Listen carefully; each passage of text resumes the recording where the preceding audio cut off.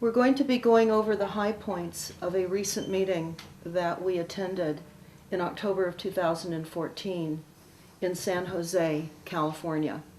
This was an IEEE Technology Time Machine, a symposium on technologies beyond the year 2035.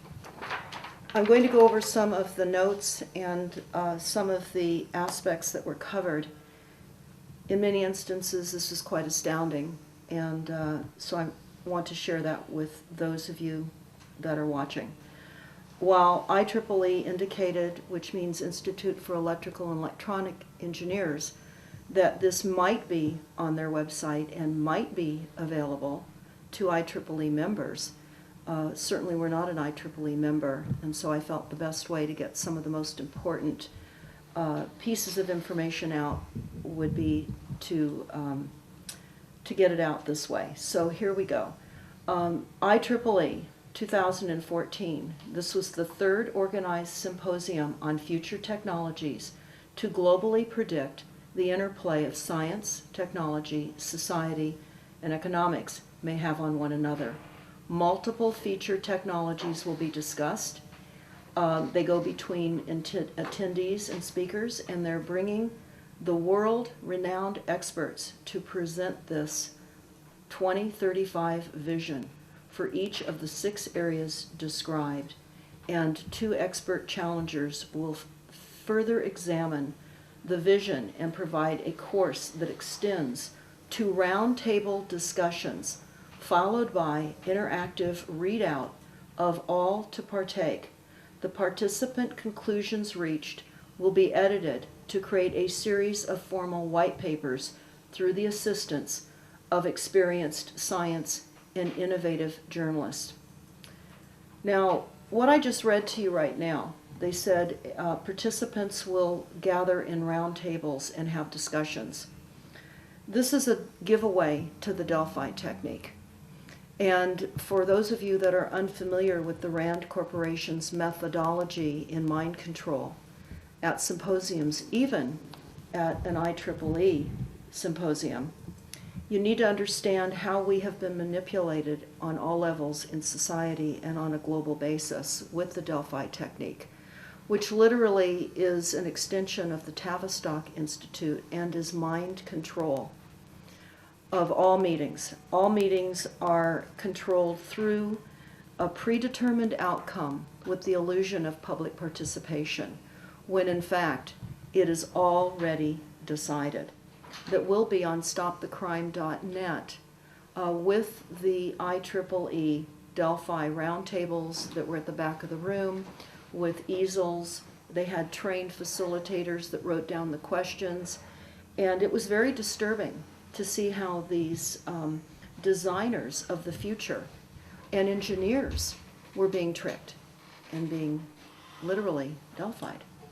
But here were the topics and the reason that we attended. These topics were very interesting. The themes: future of energy, production, distribution, utilization, policy, disruptions ahead, and geographical changes. Future of fabrication, robotic networks, atoms and bits. Functional of 3D printing and biosphered manufacturing, sustainable manufacturing, and smart materials. Future of healthcare for the next 6 billion people. Do-it-yourself technology enabled or top-down. Changing our genes. Microbots, cyborgs, unlimited lifespan. Future of humans. Containing cyborgs. Transhumans. Ambient awareness. A sentient world. Enabling connections. Bioengineering, brain-machine interfacing, small world math, sensor-based, body area networks, personal area networks, future of networks, from infrastructure to fabric, to the Internet of Things, the communication fabric, data as the fabric ingredient, emerging, evolving behaviors. Future of processing, distributed and or clumped, aware and or emerging behavior, cloud and or fog driven, approximate neuromorphic and quantum computing. They have abstracts listed on each topic, and one of the aspects of this meeting that was so interesting is that they literally did bring speakers from all over the world, and including top execs from GE, from Carnegie Mellon, from Stanford University, which is of course local to where this meeting was held, Georgia Institute of Technology, and many others. I wanted to go over some of the notes that I took during this meeting, and just some of the high points, so that you can get a flavor for what was discussed. Caltech. The speaker indicated concerns of human species reaction as all of these technology changes as a human threat. And I have to say that some of these speakers did not speak English very well, and we had a very difficult time understanding what a number of them were even saying. But there was a speaker from Stanford discussing healthcare. And the first and most important aspect of the future of healthcare will be based around weight management and sleep deprivation. They say sleep are main drivers. So healthcare, weight management, and sleep deprivation. They're talking about creating reimbursement plans and penalties and nanotechnology-based tracking for future healthcare. There also was an FDA warning letter about regulations that I found interesting, that I did pull up later, and I will have that on stopthecrime.net as we develop more aspects of this talk. They talk also about the healthcare aspects, that holidays there are more deaths, and probably they're saying because of family stress. Of course, they're not talking about the fact that generally people are overeating.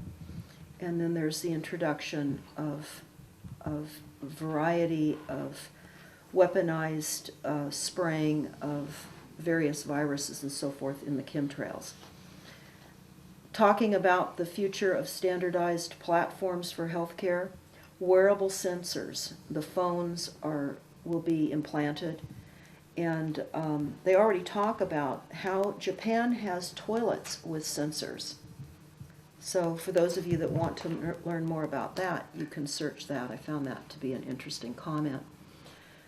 As far as the future of fabrication, this was a discussion about 3D printing and nanotechnologies.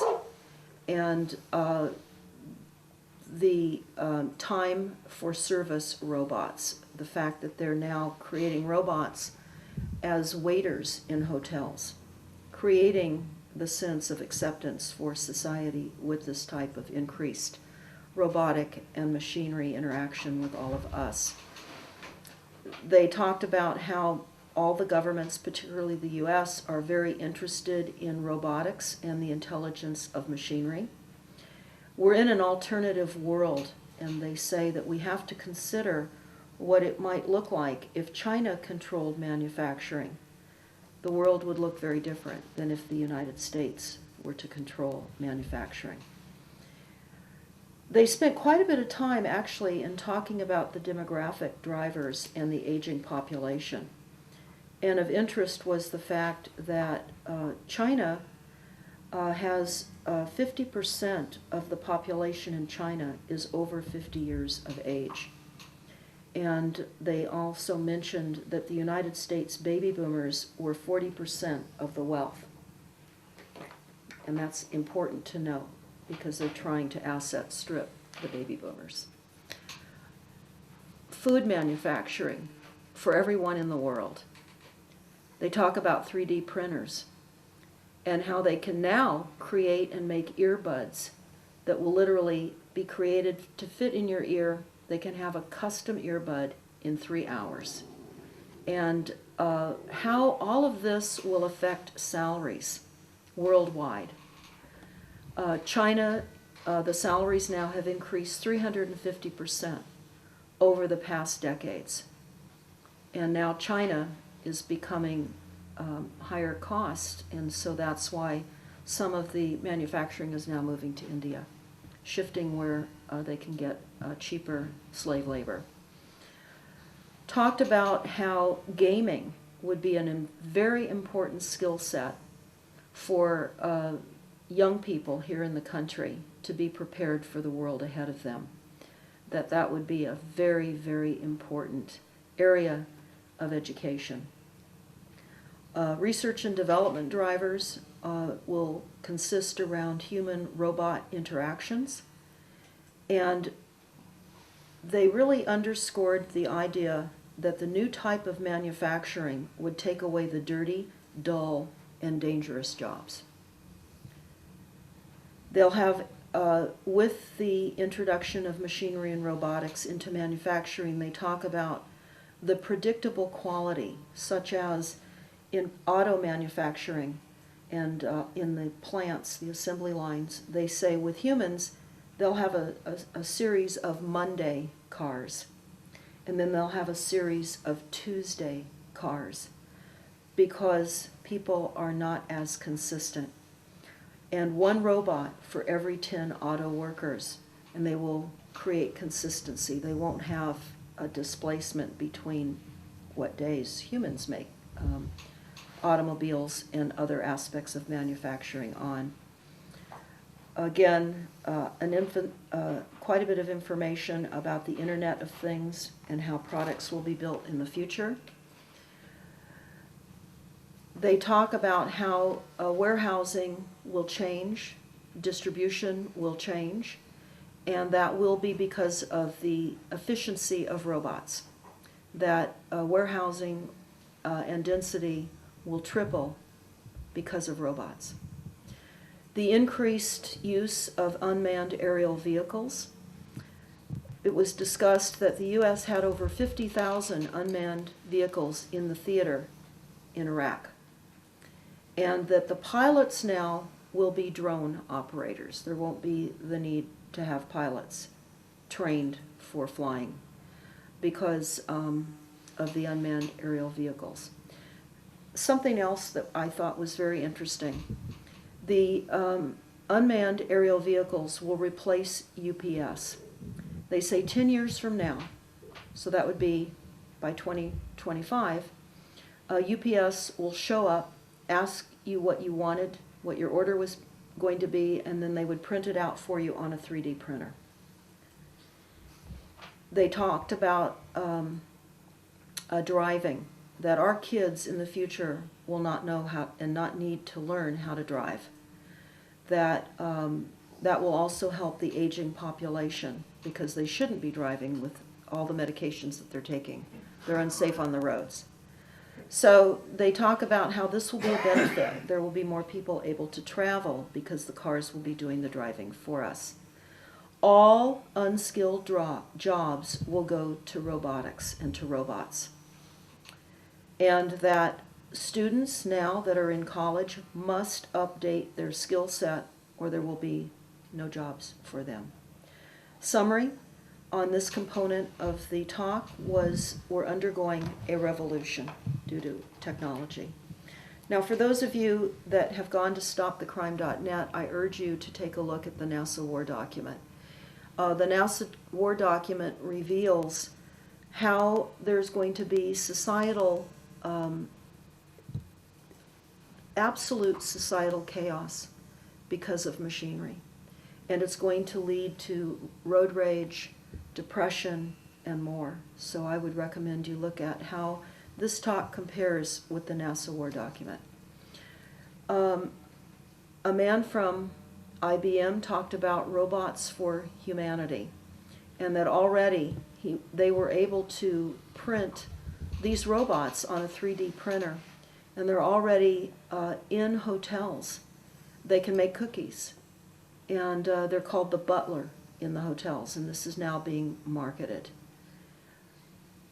Open source software allows the robotic industry to go much faster, to grow much faster. They're going to be fabricating our biology, organs, hearts, lungs. This will all happen possibly before 2035.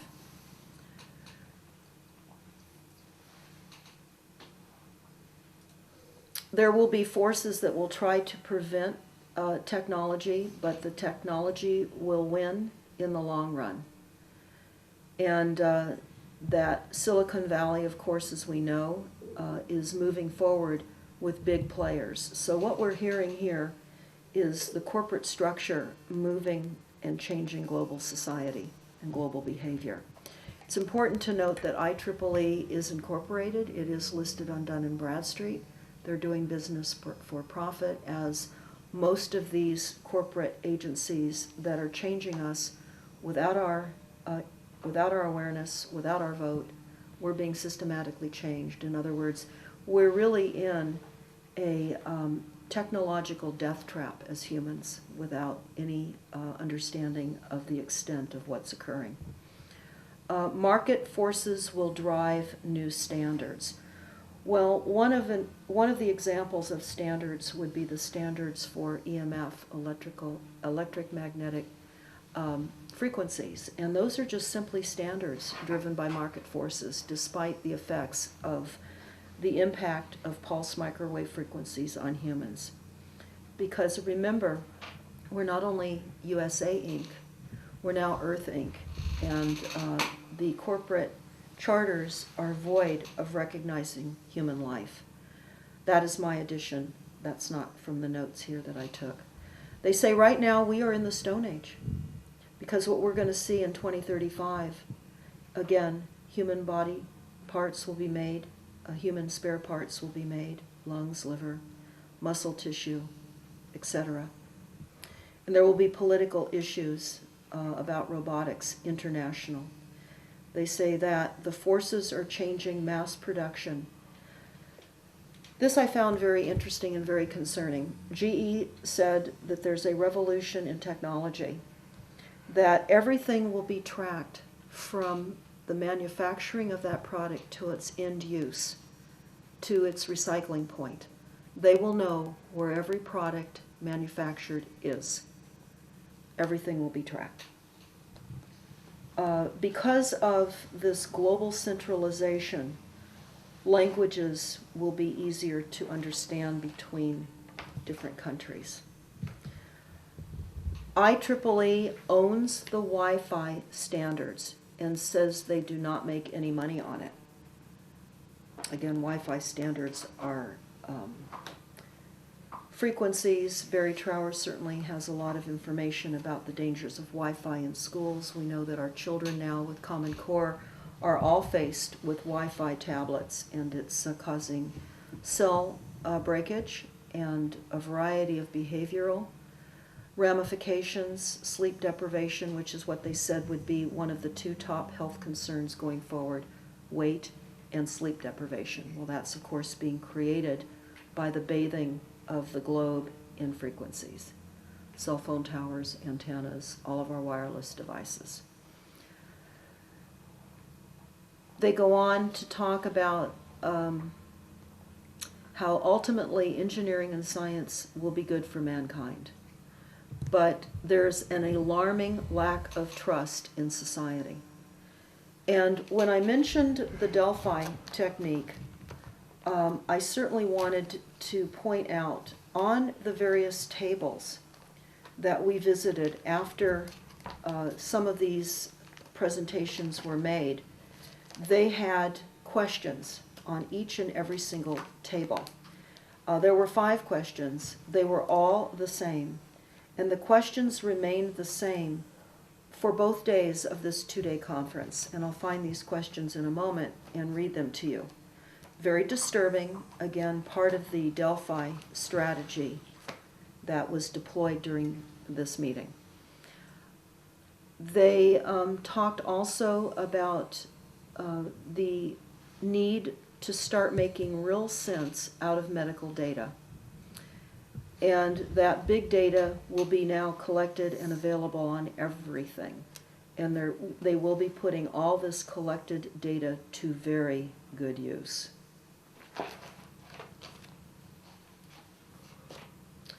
One of the speakers was from the FCC.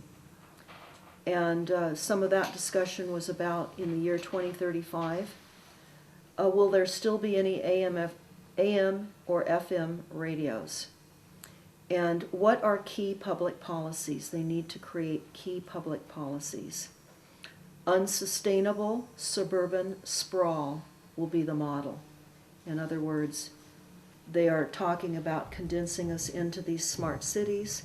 The entire conference is based on the assumption that we must reduce our greenhouse gas emissions and that climate change is a reality. And we know of course that climate change is fraudulent, corrupt science, and that they're moving forward on a presumption of science that's not real. They talk about how water, energy, and transportation and communication are all merging, that everything would become centralized. There would be no more separate wells on people's property. Everything would be centralized. Executive order on improving critical infrastructure, that was spoken about, and that is an executive order that was dated February 12th of 2013. I'd recommend everyone take a look at this. They're literally, through these processes, disguised as takeover of private property. They say that the changes may seem sudden, but it is all very visible, and the future has already arrived. The problem with the arrival of technologies is that it's not evenly distributed.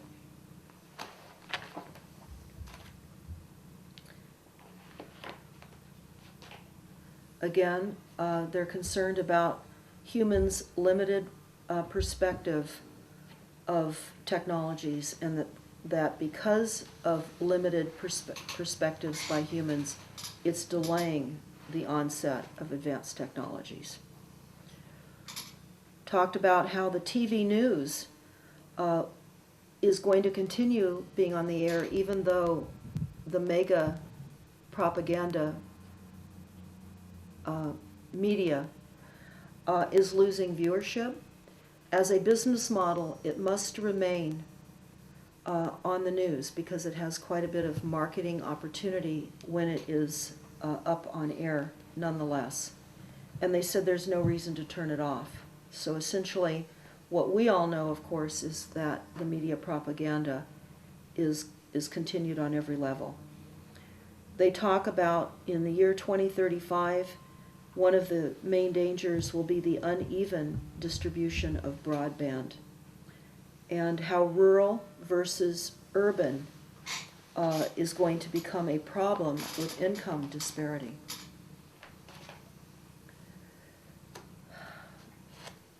This I found interesting because this keys to an interview I did with Barry Trower, which you can type in, the cooking of humanity.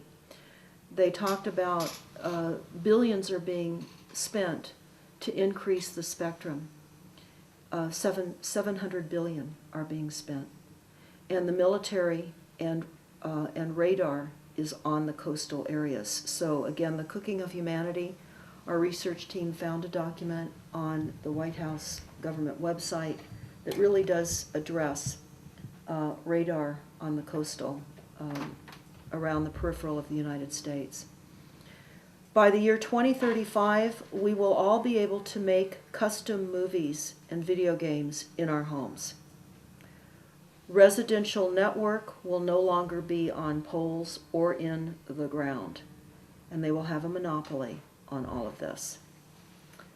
Could things get worse? They talk about technology gets better, but society doesn't. Again, massive income disparity, and there will be increased tension between city versus rural dwellers. This was interesting, and again, this was by the speaker from the FCC, and I was rather stunned when I saw this on the PowerPoint. And we will try to get this from the IEEE website once it would become available, if this is released. It was discussed about if RF, radio frequencies were to be discovered to have significant health risks that could change the conclusions that are being made right now. And of course, we know many are contending, and we know that the increased frequencies are damaging all living organisms on the planet. I found that interesting that they would add that in. By the year 2035, everything will be wireless, absolutely everything. In fact, we will communicate through the extension of our hands. We'll always be connected. The public will always be tracked, everyone connected, increasing capacity problems with humans, not machines. So humans are presenting greater problems. We don't have the capacity that machinery has. They'll need more licensing and more creative opportunities. They're going to put antennas inside our homes and inside us versus outside. They need antennas where people are so that we're always connected. Again, they recognize the huge challenge of privacy, and this will lead to a significant societal change globally. The future of networks was presented by a speaker from Japan. I could not understand him very well, but he was talking about brute force, that there will be 5G and higher frequency spectrums, and they want to tackle worldwide coverage.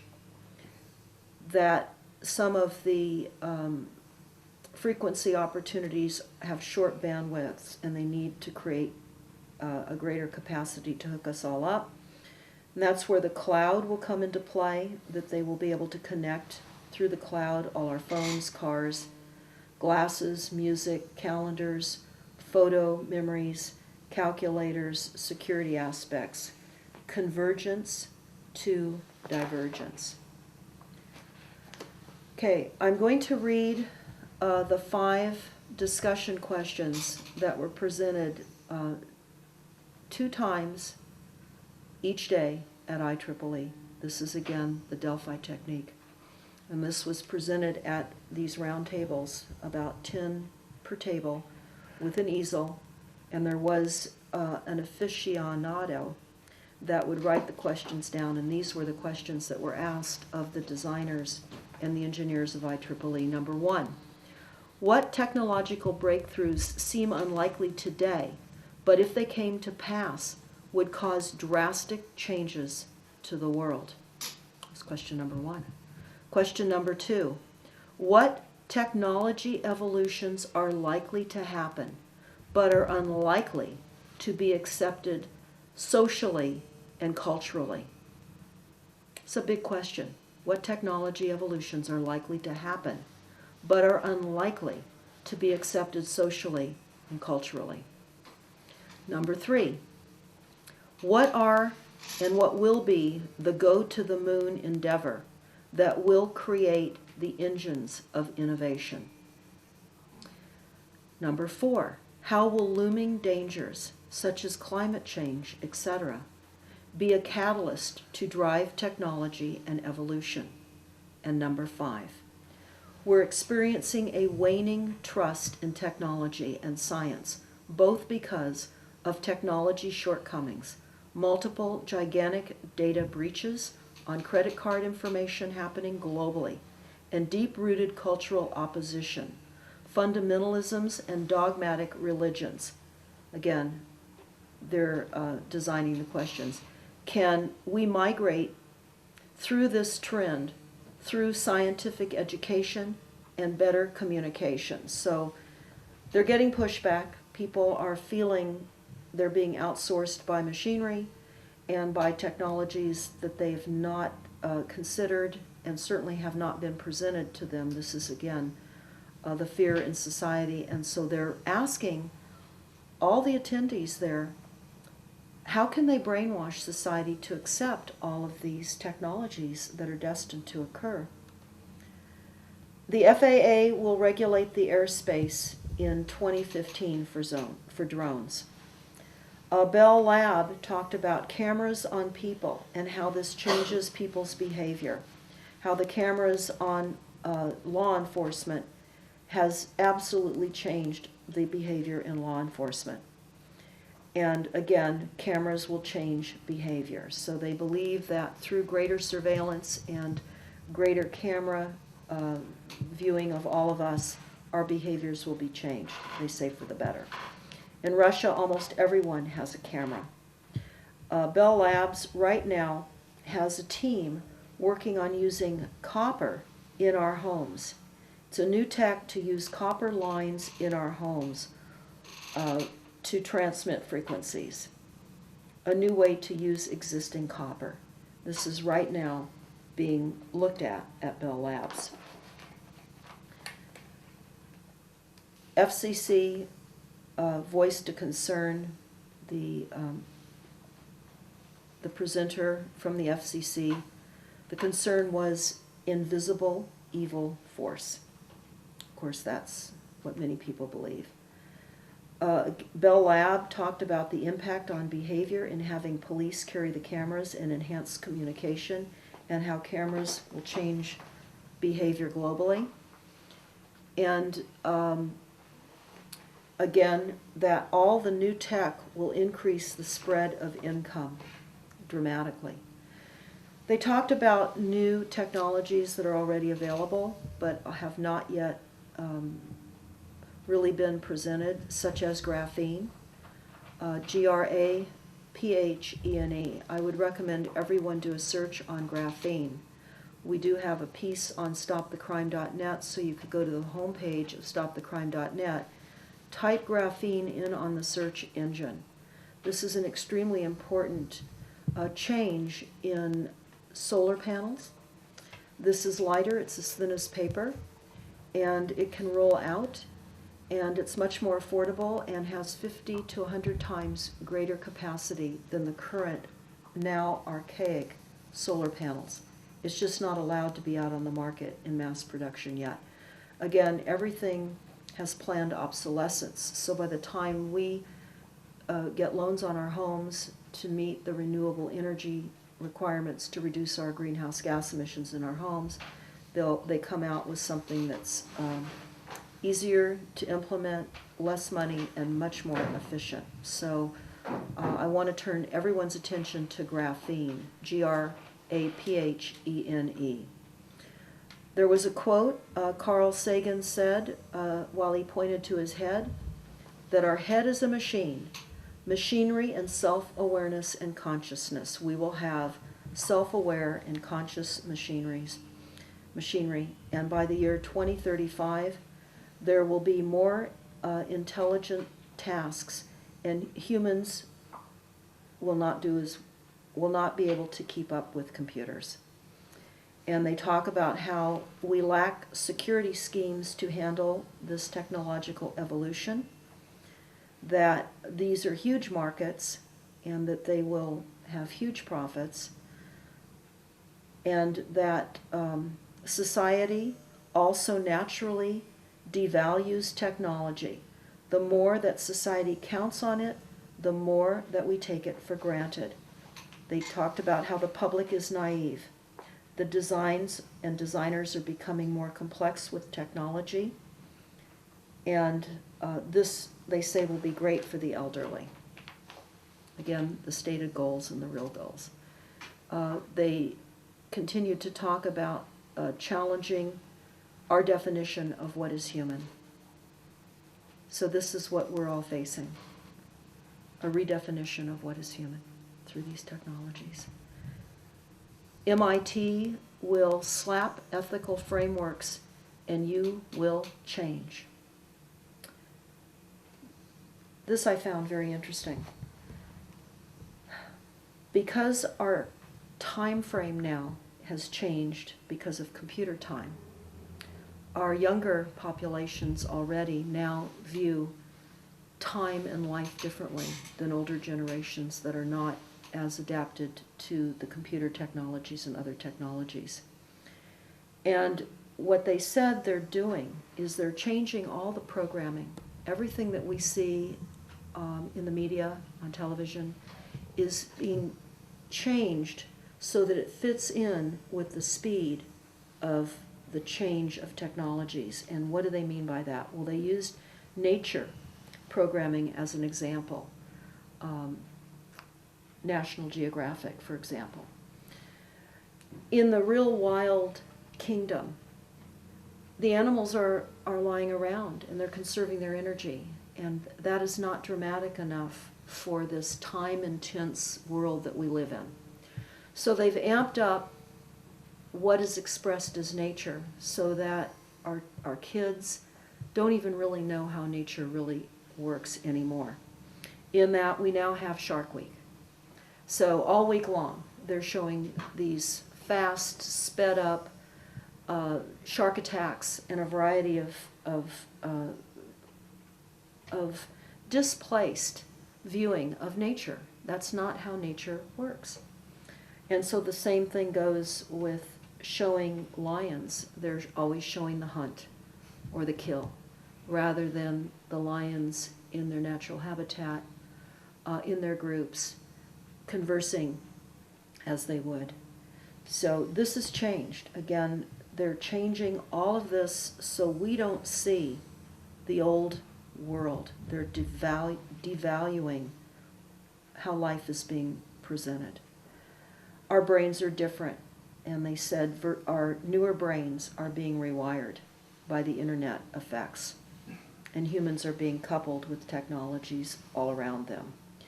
They spoke about how in 16 years we will have human brains hanging off our belts. In other words, the technology will be such that it will advance beyond human brains, and we will have the capability to access much greater intellectual opportunities. During our lunch, we had a talk presented to us from a professor, and it was all about the big brain, and I thought that this was very interesting. And they were throwing cognition into technology. And they talked about the non-humans, and humans have low bandwidth. Technology will carry the burden now of cognition. An interesting comment that was made is we will not have to remember. We will not need to have our memories because we will be relying on computers to remember for us. So we're literally being phased out of the equation, and that's what this IEEE was all about. The evolution of humans. Telepathic helmet with DARPA. Well, we know that they have synthetic telepathy where they can literally talk in our heads now. So they weren't coming clean with the complete advancement of technologies, but I referenced in my notes for everybody that's listening to what I'm discussing right now. Again, go to the NASA War document on stopthecrime.net, and they'll talk about plug-and-play technologies for education. This is basically the big global brain discussion.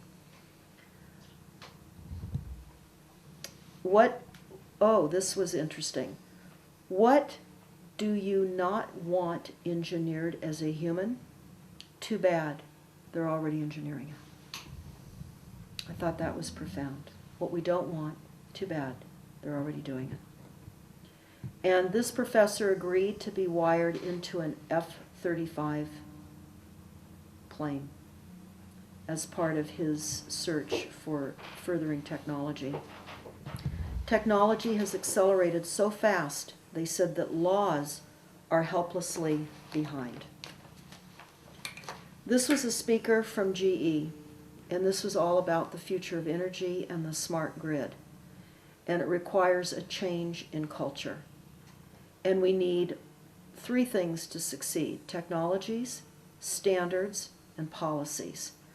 So what they're really talking about is centralization of standards and centralization of policies. This is globally taking over everything by technologies. They talked also about a national gas boom. So we know that as the revolution of fracking. And again, I would refer everyone to stopthecrime.net, to the Water Wars link. and take a look at the Goldman Sachs document that we found out of Israel. They talk about the revolution of fracking and water wars. They also discussed how extreme weather events will change everything that we've ever known, and that they're building resiliency into our local communities to withstand the stress of what were prior 100-year weather events, but now are happening 1 to 2 times a year. So, of course, we know that geoengineering is the deliberate large-scale manipulation of the Earth's climate. Again, all of these corporate agencies are basing future technologies on corrupt, evil weather technologies that are already in play. And this is important to understand. I know most of you do. Again, they've got to create a cultural acceptance. That means brainwashing, mind control. And they say a current GE survey, again, surveys are always skewed to change the perception for people that look at these surveys, but here's what we were told. GE survey, 70% of the customers want to talk using social media. They don't want to use landlines. I'm not so sure that we can rely upon that percentage in that GE survey. That's only being able to push their agenda of technologies. They again talked about how we will be living in a world of CO2 reductions, and that there's a Harvard study on CO2 reductions. That gas to exceed coal by the year 2035. And now that will happen, actually, they said, by the year 2025.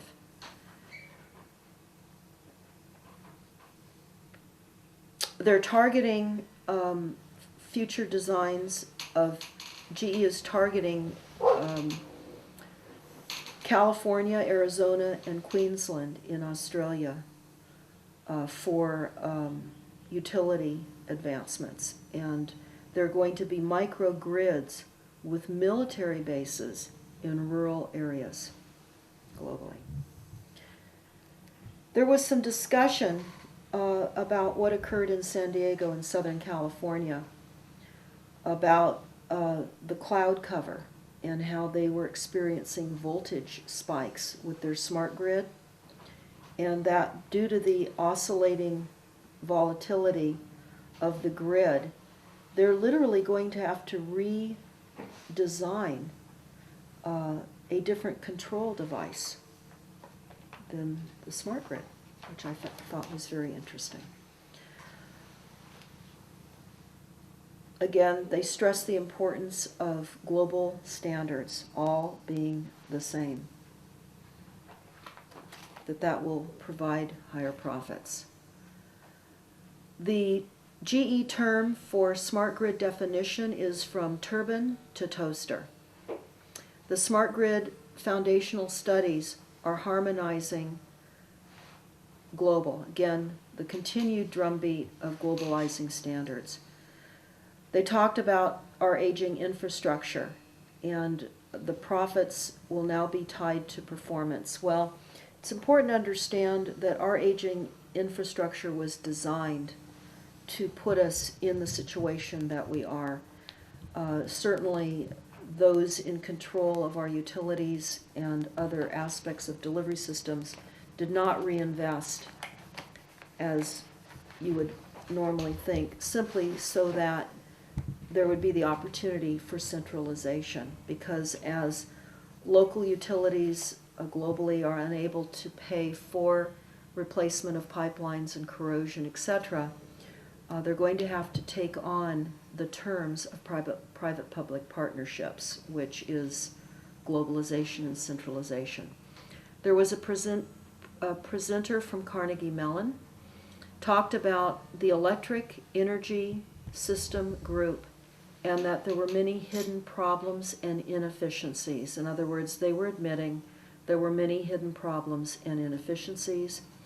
Again, the drumbeat, they need standard standardized protocols. They also talked about the danger of technology and how the different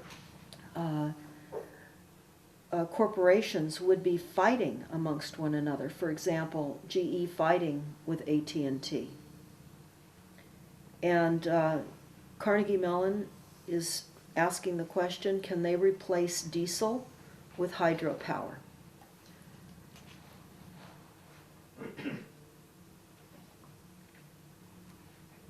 Again, climate threats was something that they talked about throughout the entire program. We'll be living in a carbon-constrained world. And we will have really, really hot summers. And then they talked about a global map of global hot spots throughout the world. So I would recommend everybody search that, a global map for hot spots in the world. That was shown on the PowerPoint. And how this will affect livestock and how many people will die. And they are wondering and questioning if the populations understand global warming. They certainly don't understand climate change. Well, they don't, because certainly most people are unaware that that's all being engineered.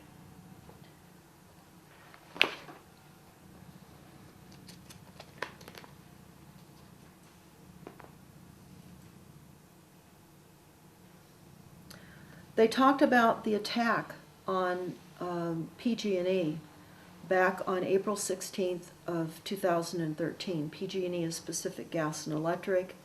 It is a utility company in Northern California, and one of their substations was hit and taken down, and that was the same night as the Boston Marathon bombing.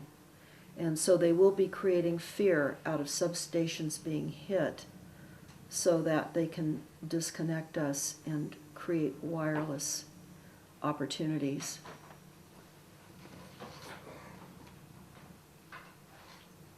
Again, there's the constant discussion about the impasse between urban areas and rural areas, and that they will standardize all the city or urban areas first, and then they'll move the dollars out to the rural areas. And they talk about how the urban areas will have the majority of the money. One of the discussions was very alarming, and this is what I discovered in my research for smart meters. We know that renewable energy resources are not reliable. Wind and solar and hydroelectricity generation are not reliable. In fact, here in the United States, they're eliminating the dams. They're eliminating hydroelectricity opportunities. They're planning to eliminate thousands and thousands more throughout the United States.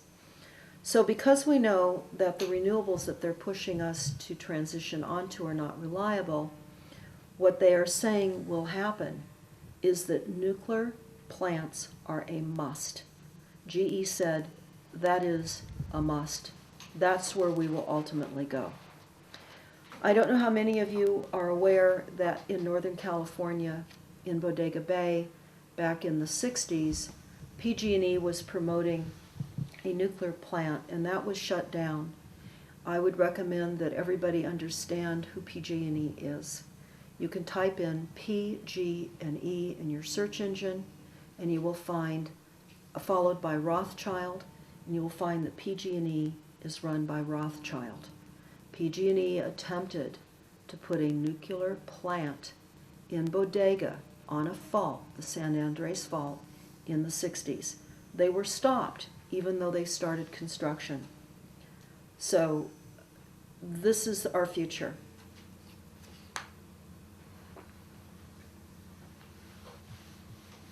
They went on to tell us that central authority is required, and this is what the Department of Energy is gearing towards.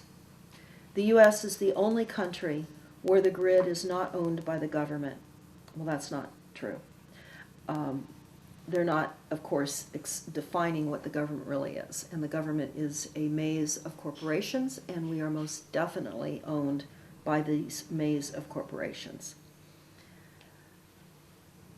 This was very important, and this leads to a talk I gave, and I would recommend everybody take a look at this YouTube that we have up. It's called Who is Running America and the CAP, C-A-P. Who is Running America and the CAP? Type that in or go to stopthecrime.net to our YouTube channel.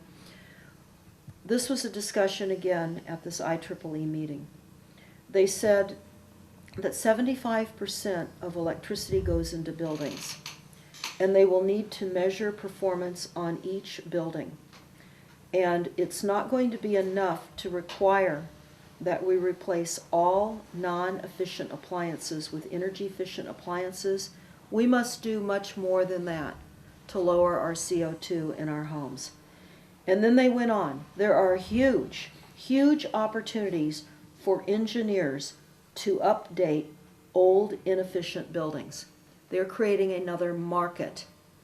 They're going to be absolutely asset stripping all owners of real estate, requiring upgrades that people are unaware of. And they referred to Mayor Bloomberg in New York and how they've already moved forward in New York with requiring upgrades on commercial buildings, etc.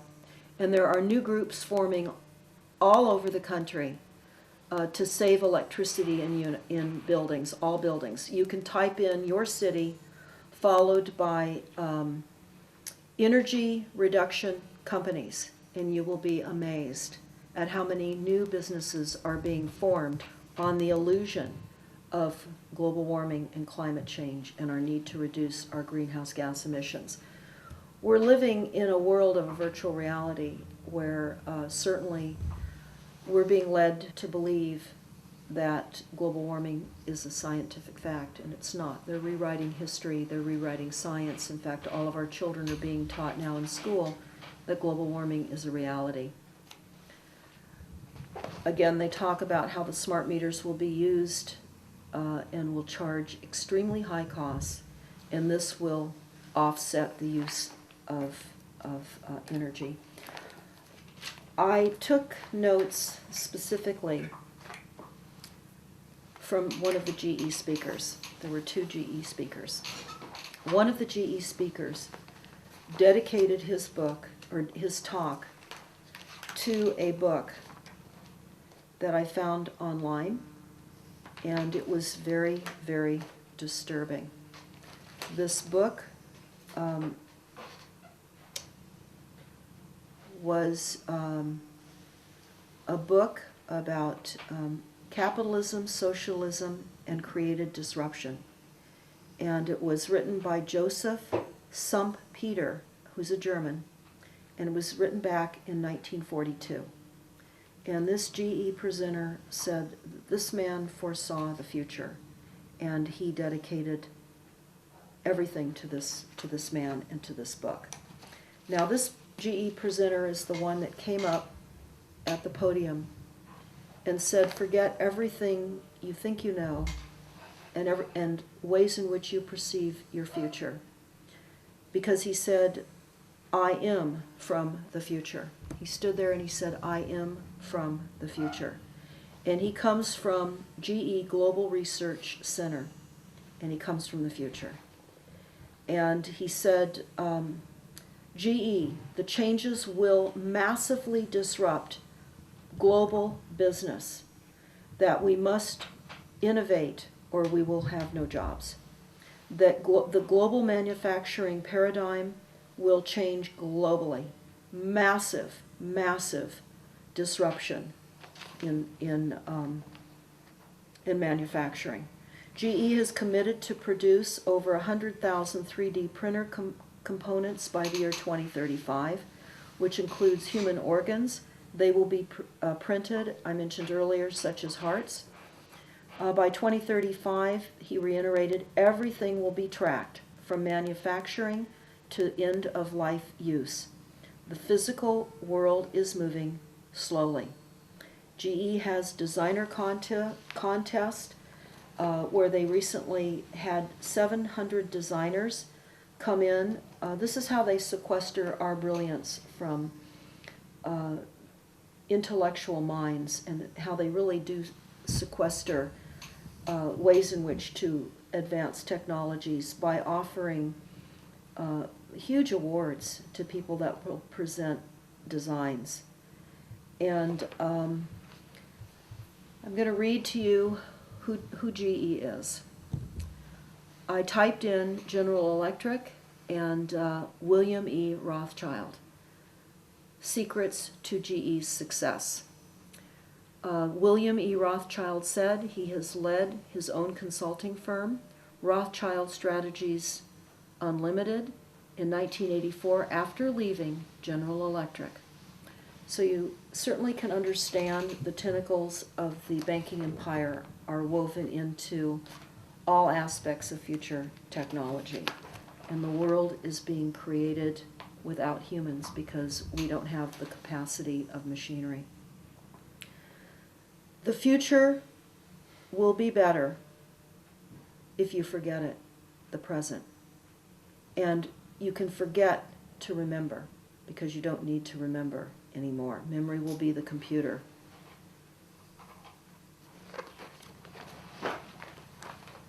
There was much more in this conference, and I'm just going to wrap up again some of the concluding high points that I found most disturbing. And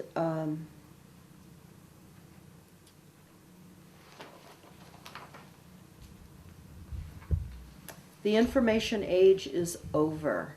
Computers are taking over. I will certainly encourage that everyone understand who IEEE is. IEEE is a corporation. IEEE is sequestering knowledge globally. They're creating global standards, and they're working with other global corporations, Earth Inc. IEEE has an alert. It says mind-controlled technology could make humans smarter. Wouldn't it be nice to brew a cup of coffee in the morning just by thinking about it, or shut off the TV with the blink of an eye? An IEEE senior member is working on so-called mind-controlled technology that can help people accomplish simple tasks by putting on a sleep mask or pajamas embedded in sensors. I want to just talk about for a moment, before I wrap this up, about IEEE's participation in creating smart cities. This has everything to do with climate action plans, and I would recommend that everybody type in IEEE smart cities. Here's what IEEE says about smart cities.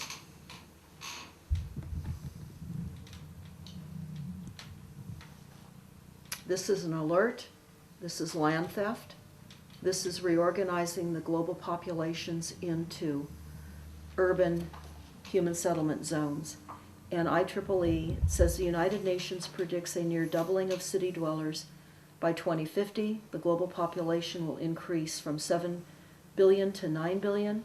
UN forecasts with the urban population to grow 2.5 billion. Talk about the high cost of living, increased crime rates, massive investments in infrastructure, exponential growth of data, and potential cultural clashes. So I want to alert everyone again, IEEE is involved in moving you off your farms and ranches and consolidating all human activity into these smart cities. I want to thank you for bearing with me as I went through these notes. We will have more detailed information as we transcribe more of our notes. Again, this is the IEEE conference in San Jose, California, in October of 2014, and this is the IEEE Technology Time Machine. Thank you.